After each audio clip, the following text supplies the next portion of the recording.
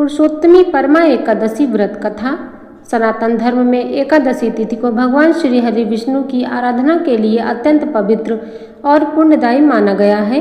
प्रत्येक माह में आने वाली एकादशी भक्तों को आत्मशुद्धि और भक्ति का संदेश देती है, लेकिन जब अधिक मास में आने वाली परमा एकादशी का अवसर आता है तब इसका महत्व और भी बढ़ जाता है।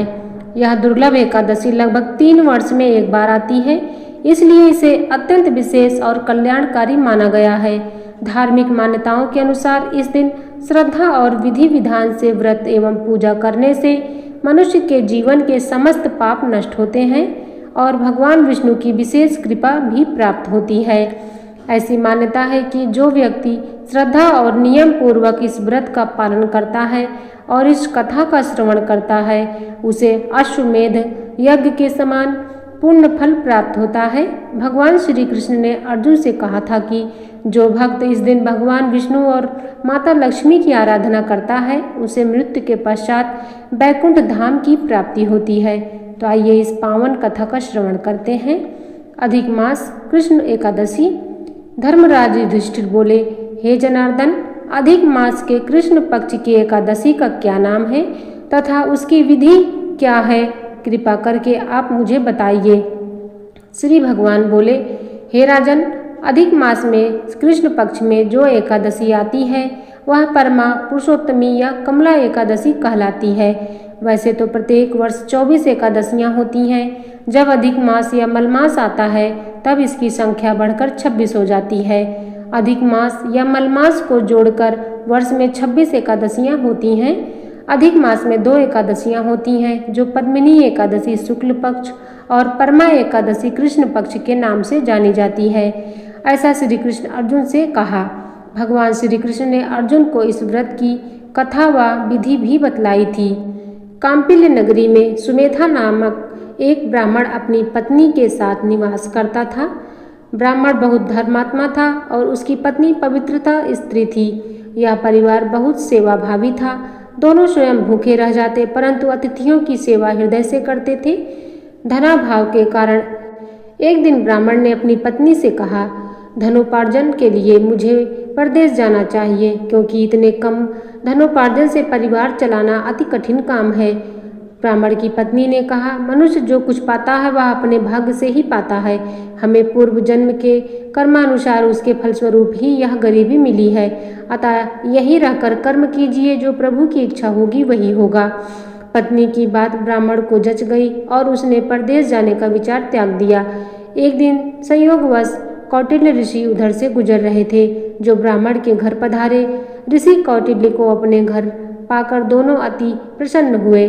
उन्होंने ऋषि की खूब आवभगत की।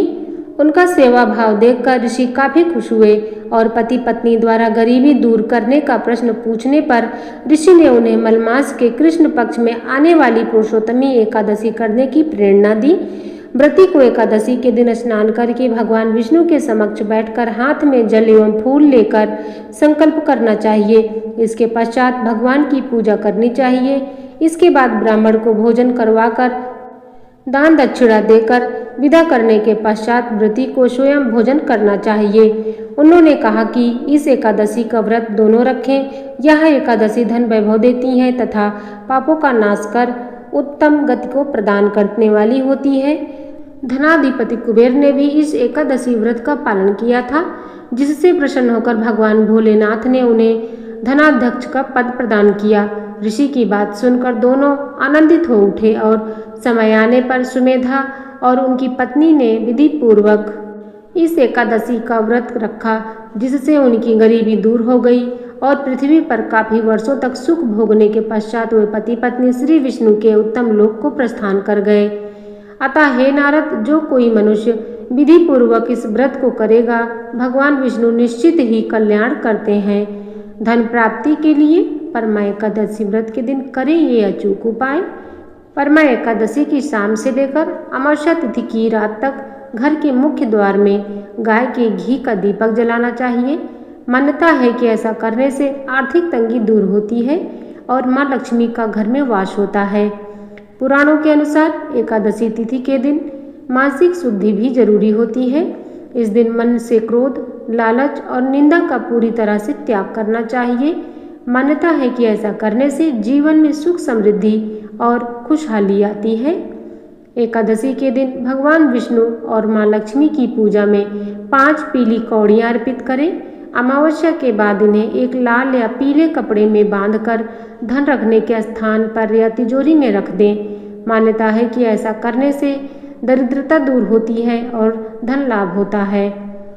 परमा एकादशी तिथि से लेकर अमावस्या तिथि के व्रत को पंचरात्रि का व्रत कहा जाता है। मान्यता है कि पंचरात्रि का व्रत की हर शाम को माँ लक्ष्मी और भगवान विष्णु की पंचमुखी दीपक से आरती करें। ऐसा कहा जाता है कि ऐसा करने से अटके हुए धन की वापसी होती है और माँ लक्ष्मी का आशीर्वाद मिलता है।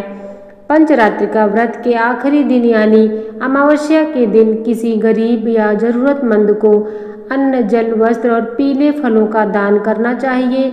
मान्यता है कि ऐसा करने से धन का आवक बढ़ता है। आप सभी को परमा एकादशी व्रत की हार्दिक शुभकामनाएं। धन्यवाद।